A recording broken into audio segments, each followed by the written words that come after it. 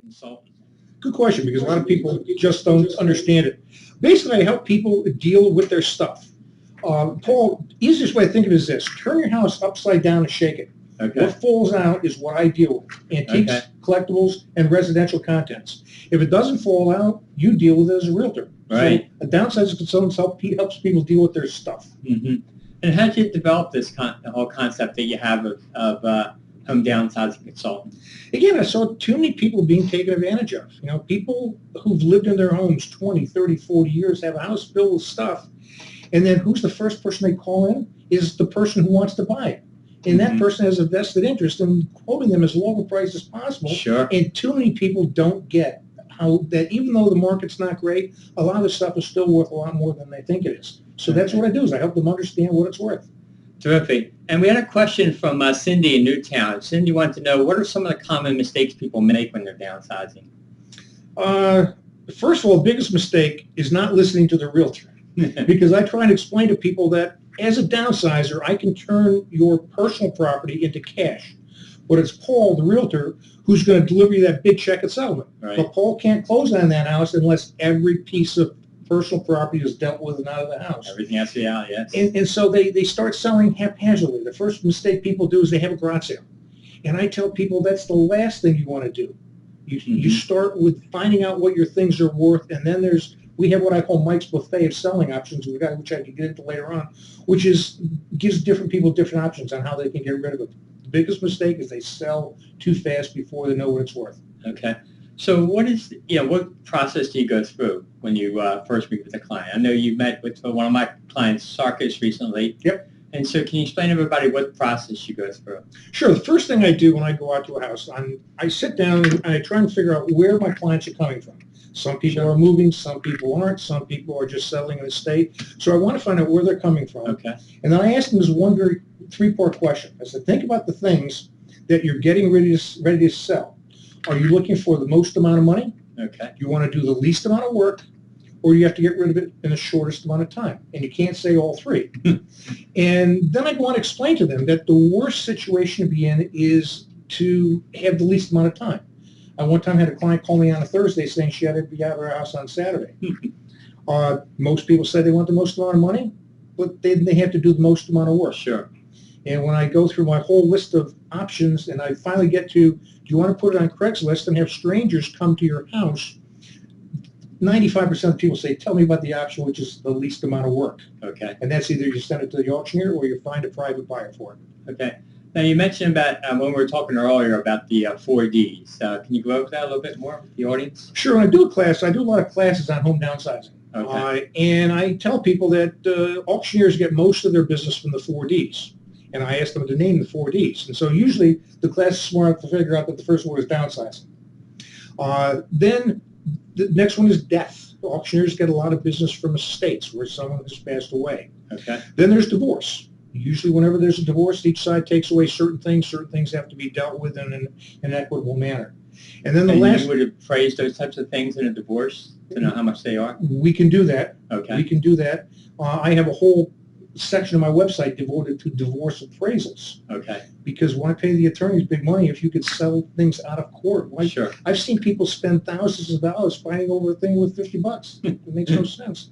Okay. So in addition to downsizing, death, divorce, the fourth D is debt. Okay. People have to sell things to pay off their bills. So that's where most auctioneers get their business. Okay.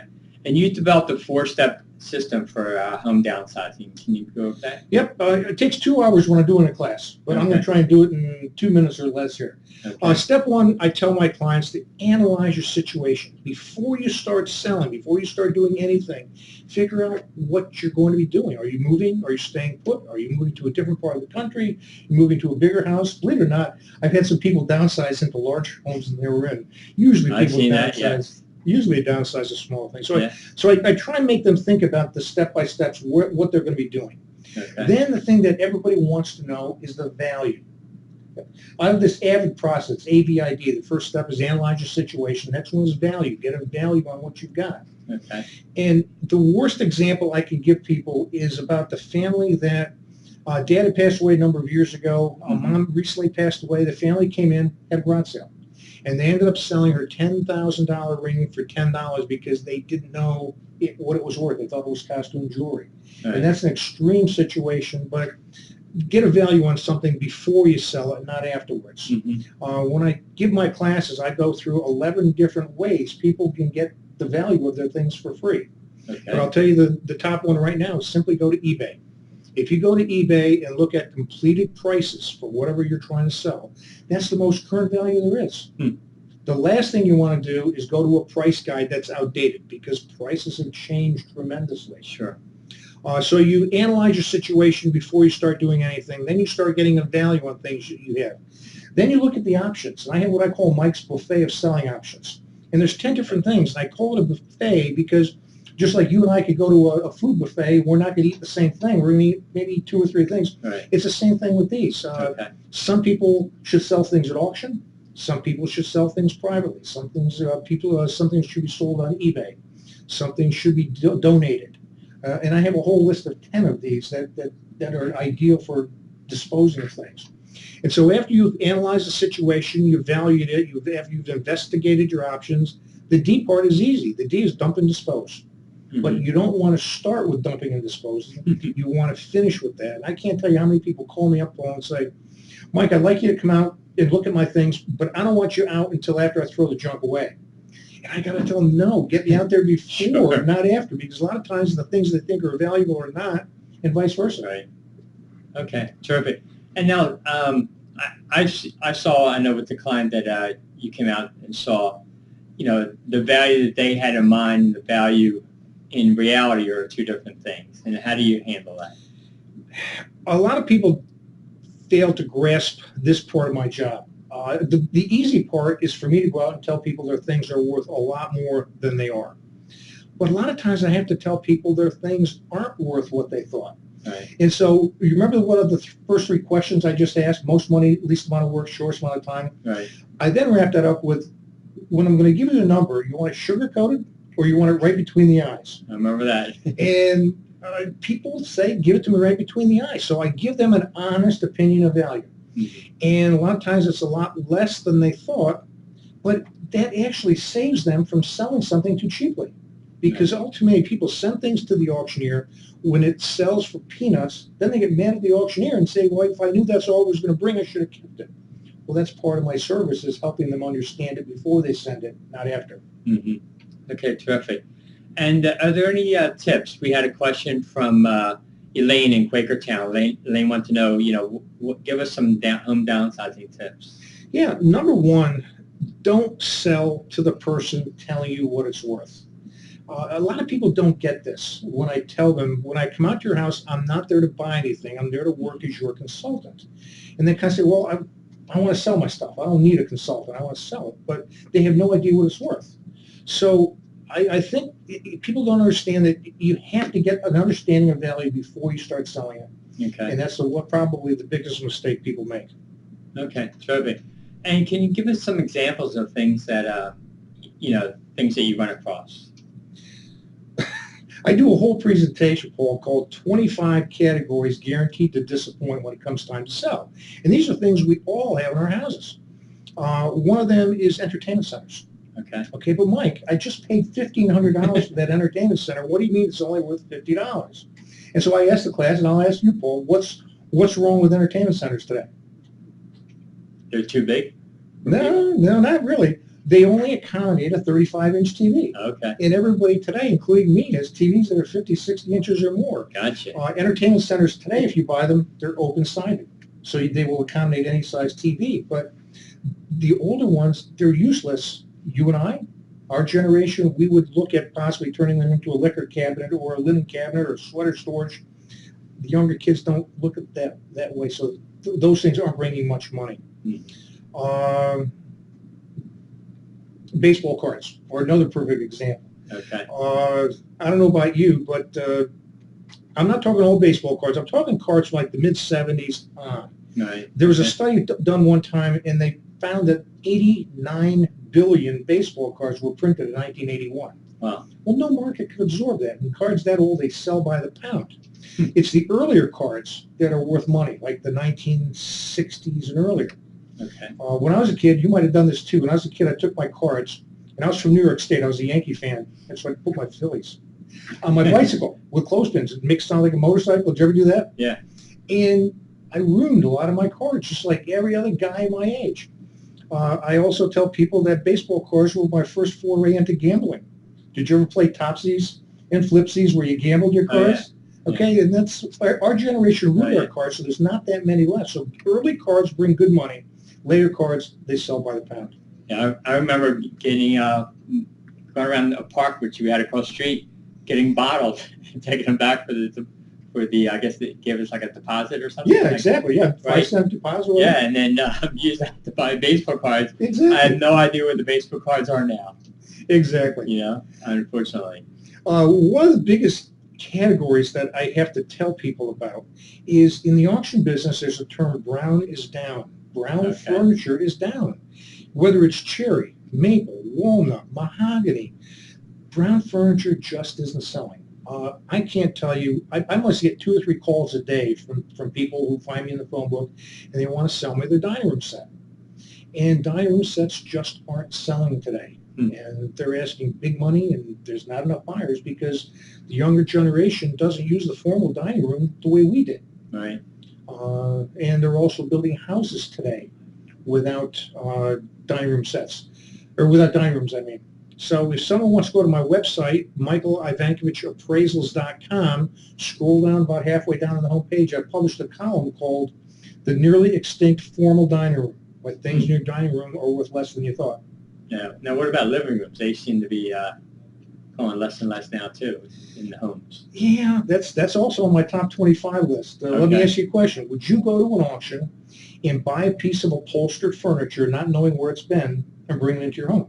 Probably not. Most No. people don't, because they're afraid of bed bugs. They're afraid of cooties. And so if you have a dining room or a living room set that's upholstered and it's nice and clean, Mhm. try and find a new home for it. Don't pay the expense and the commission of sending it to the auctioneer, because the auctioneer is not going to be able to turn that into a whole lot of money for you. Right. Now, what about antique collections, paintings, things like that? How do they play out as far as their value in today's world?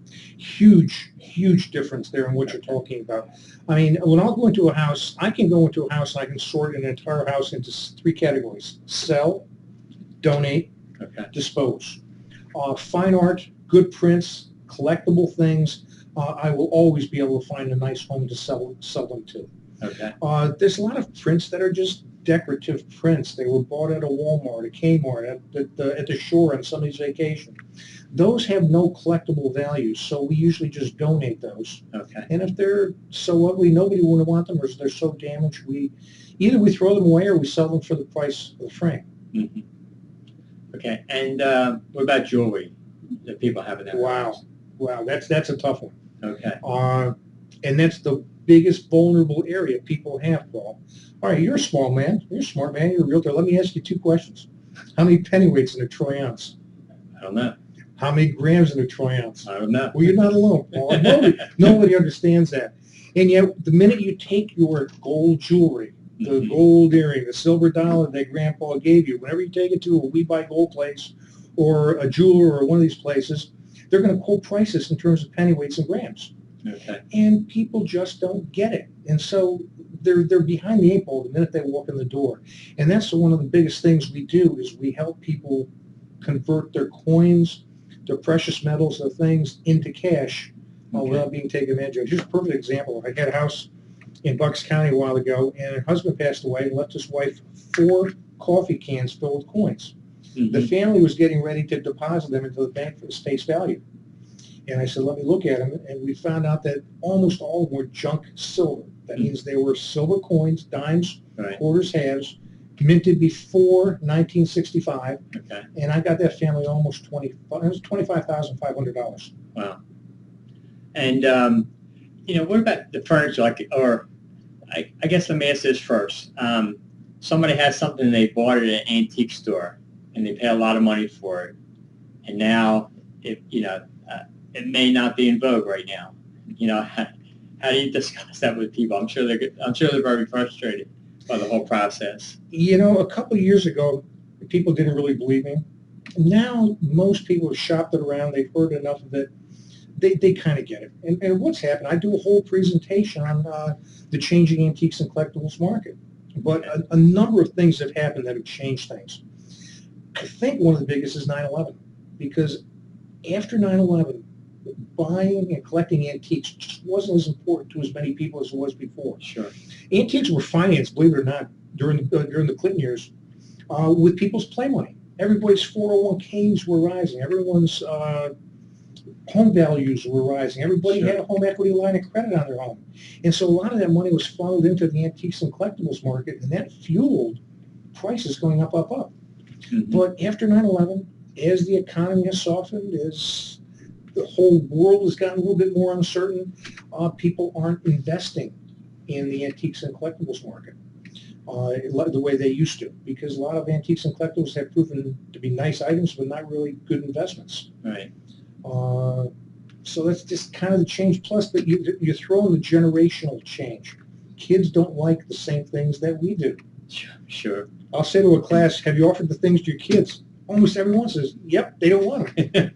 And that's the real world today. So my job is to kind of bring reality into the situation and let people understand this does have value. Don't throw it away. Mm-hmm. It just may not have as much value as it did 10 years ago. Right. Now, when you're going to a home and you're evaluating things that people have in the home, furniture or whatnot, how can you tell whether or not it's a true antique and versus something that's been manufactured? 40 years of experience. Okay. You just know the look, the feel, and everything like that. I've got the greatest job in the world. My life is a treasure hunt. As a home downsizer, I help people deal with their treasures. Sure. On Friday nights, I'm a fundraising auctioneer wearing the tux. Okay. Today I'm with you. I've got a tie and sport coat on. Yesterday I was in a dumpster, throwing people's crap into the dumpster. But I get to look at things, feel. A lot depends on the name. It depends on what it is, the year, the condition, and the difference between a set of silver-plated flatware sells for $10-20. Sterling silver flatware can sell for $1,000 to $2,500 or more, depending on the number of pieces and the weight. Yeah. Now, what are the most what are types of things that will bring in the most money for a home sale, as for the collection that they have? Any? You're playing right into my presentation. Okay. When I do the 25 categories guaranteed to disappoint, I follow it up with the 6 hottest categories. All right. And in my opinion, the 6 hottest categories are auction. Number 6 is military. Things that are military related, World War II, World War I, Spanish-American Civil War. The farther back you go, usually the fewer things there are, but military is still fairly collectible. Mm-hmm. Number 5 is boy toys, automotive-related things. Everyone watches Barrett Jackson on TV, Mecum Auto Auctions. Mm-hmm. You go to a car show, you have a hard time finding a parking spot. So guys love their boy toys. Ladies like their bling. That's number 4, jewelry. Silver is just downwind a little, $20. Gold is somewhere downwind to $1,300. The price of gold and silver jewelry fluctuates with the price of gold and silver. Number 3 is the high-end art market. Rich people always have money. Rich people are always putting their money into either evolving or emerging artists or proven artists. The middle art market is really soft right now, but high-end art is doing real good. Okay. Number 2 is basically gold and silver coins or gold and silver, kind of anything else, decorative accessories. So we have military, auto, jewelry, high-end art market, gold and silver. What do you think the hottest item at auction is right now? Well, I'm going to keep it because you told me a couple weeks ago. Get out of here. All right, firearms. Yeah, firearms is a hot market. You go to a firearms auction, prices are incredibly strong. Yeah, okay. So let's go back to the home downsizing. You go in, you evaluate, help people make a decision as to what they should sell, what they should dump, maybe what they should donate. Okay. Then what other services can you provide somebody in the downsizing? Do you help them make with the auctioneer?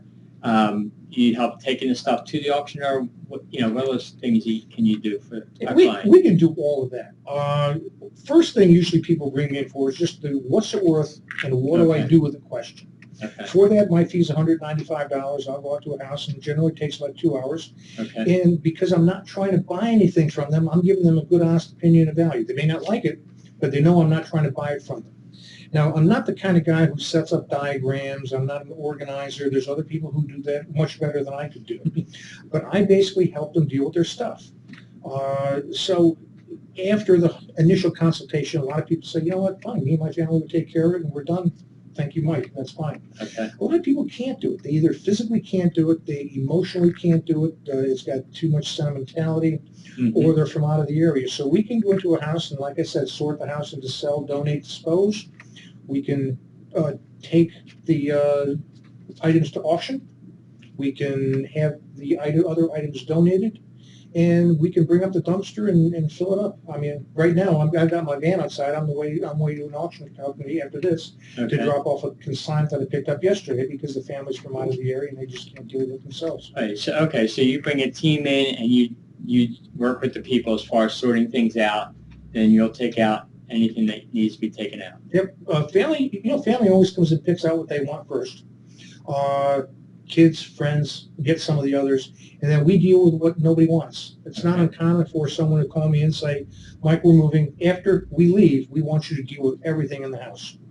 And that's usually under the control of a realtor like yourself. Okay. And so we leave the house broom clean and ready for you to either list or close on or whatever it's got to be. Right. And let's say some things are going to an auction house, okay? What are some tips as far as working with an auction house? And what is the process involved? Are there contracts involved? When did they get, all the way out to when they get the check in the end? Okay. Auctioneers are fiduciaries. We handle people's money. And yet different states look on that entirely differently. The state of Pennsylvania, you're required as an auctioneer to be apprenticed for 2 years under a licensed auctioneer. After you've apprenticed for 2 years, you have to pass a test. Once you pass the test, you have to become licensed and bonded by the state. If you have a problem, if the client thinks they've been cheated, they have the right to go before the State Board of Auctioneers in Pennsylvania to have their case heard. So you're protected because we can be handling an awful lot of your money. Sure. In New Jersey, there's no auctioneering law. Doesn't mean anything about the auctioneers in New Jersey. It just means there's no auctioneering law in the state of New Jersey. Right. So basically, auctioneers are different. I tell people you wouldn't want to take your heart replacement surgery to a foot doctor, vice versa. The same thing, Right. Auctioneers are different. I am the best auctioneer in the country for early 20th century prints, pastels, hand-colored photography. I'm not the best auctioneer for jewelry, furniture, or whatever. I can talk fast, but that's not, I don't have people in my audience. So what I do with my clients is I try to find the right auctioneer for what they're selling. Recognize that auctioneers are different. If I have a client that has a house full of good quality early Lionel trains, I'm going to send them to Ted Maurer in Pottstown, best guy I know for trains. If they have a lot of tools and there's a worth auctioning, I might send them to Greg Summers, a friend of mine up in Limeport, Pennsylvania. If it's a doll collection, I'll send them my friend Roxanne Morrison. So I have lots of people I can send things to, but the trick to getting the most money at auction is to find the right auctioneer for what you're selling. Okay. And then once the stuff goes to auction, what can they? How long can they expect to receive their money out of the auction? Okay, I'll talk for the state of Pennsylvania because that's where I'm licensed. In the state of Pennsylvania, you have to sign an auction contract. Okay. That's for your protection. The auction contract specifies what you're giving them, when it's going to be sold, what the commission rate is, when you're going to get paid, and other things of importance. So all that's in the contract. It's in the contract. Okay. If an auctioneer in Pennsylvania tries to sell you things without a contract, run away, because the law says you have to have an auction contract. Usually commission's 25%. Some auctioneers work on a flat commission, some work on a sliding scale. But once the contract is signed, you deliver the commission to things. I tell people, Paul, there's 3 things to remember when selling at auction. Number 1, every auctioneer is going to charge a commission.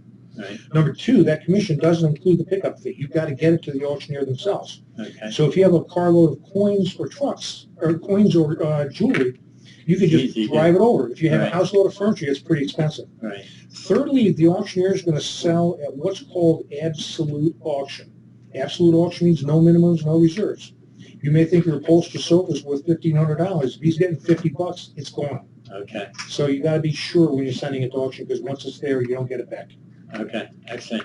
And we have a few minutes left. Is there any other things you want to share with our audience here today about the whole process of either downsizing or selling valuables, in a downsizing situation? Yeah, I just have your things appraised by someone who knows what they're doing, and most importantly, who has no vested interest. Okay.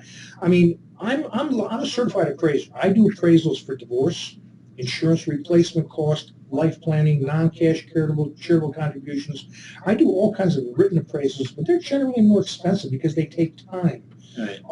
Whereas when people are downsizing, they just need a general idea. What do I have, Mike? What's it worth? And where do I sell it without getting cheated? Mm-hmm. And so that's the difference, and that's kind of where we try and take our clients, help them understand what it's worth, where to sell it for as much money as possible in today's ugly market. Okay. And Jim wrote to us, and he wanted to know, if you go out and do these evaluations for a homeowner, would you also purchase some of those things, or you won't purchase anything where you go out and do an appraisal, or either written or verbal? My rule of thumb is if I'm going out as an appraiser, I don't buy. Okay. I tell people, don't sell to the person telling you what it's worth, because it's a vested interest for them to give you lowball numbers. With that said, I've had a couple of customers on occasion say, you know what, Mike, I don't trust auctioneers. I don't want to use the auction method of selling. Just give me a fair number and get me out of it. I don't want to deal with it. Okay. In those cases, I can do that, but I don't do that without going through my never sell to the person telling you what it's worth speech. Yeah. Okay, true. Now, Michael, if someone wants to get in touch with you, what's the best way to go about doing that? Best way is Michael Ivankovich, www.michael, that's MICHAEL, IVANKOVICH, appraisals.com. Okay, terrific. Well, Mike, thank you so much for Thanks for coming in and talking to us today. If you enjoy the show, please spread the word for us. My name again is Paul Rosso with Remax Properties in Bucks County. You can reach me at 215-778-9687. You can follow our show at www.buckscountyhomesandliving.com. You can follow us also on Facebook at Good Life Bucks County. You can also follow us on Twitter at Bucks County Live. So next week we have Steve Boyan. I almost got his first name.